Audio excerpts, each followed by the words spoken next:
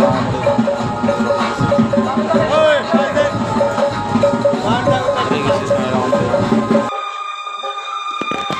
কৃষ্ণ, জয় শিল প্রভুপাদ কি জয়।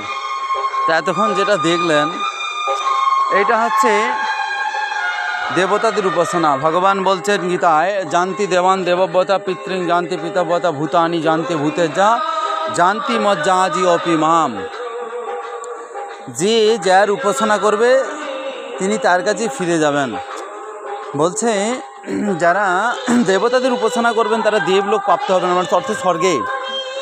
দেবাদি জানতি দেবান দেবব্যতা পিতৃং জানতি পিতব্যতা, যারা পিতামাতার উপাসনা করবেন তারা হচ্ছে পিতৃলোক প্রাপ্ত হবে।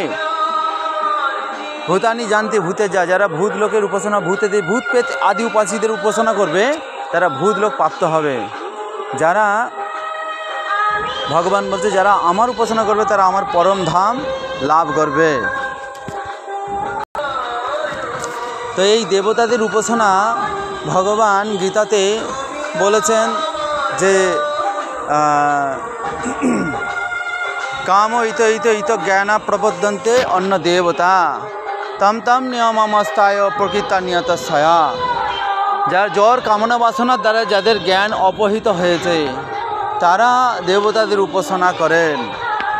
জ্বর কামনা বাসনা, যাদের জড় কামনা বাসনা, এই জড় কামনা বাসনার দ্বারা যাদের জ্ঞান অপহিত হয়েছে, মানে জ্ঞান হরণ হয়ে গেছে, চুরি হয়ে গেছে, তারা দেবদেবীর আরাধনা করেন এবং সেই দেবদেবীর কাছ থেকে সেই যে কাম্য বস্তু লাভ করে সেইটা হচ্ছে অস্থায়ী টেম্পোরারি, এটা পার্মানেন্ট না।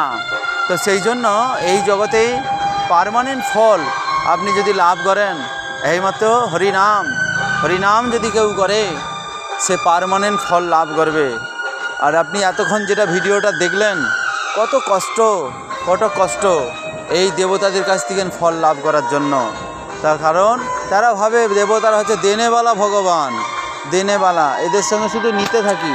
তো সেই জন্য আসুন আমরা সকলে গীতার জ্ঞান আমাদের জীবনে প্রয়োগ করি, নাহলে আরও অনেক কষ্ট আপনাকে করতে হবে, অনেক স্ট্রাগল আপনাকে করতে হবে। হরে কৃষ্ণ, হরি বল।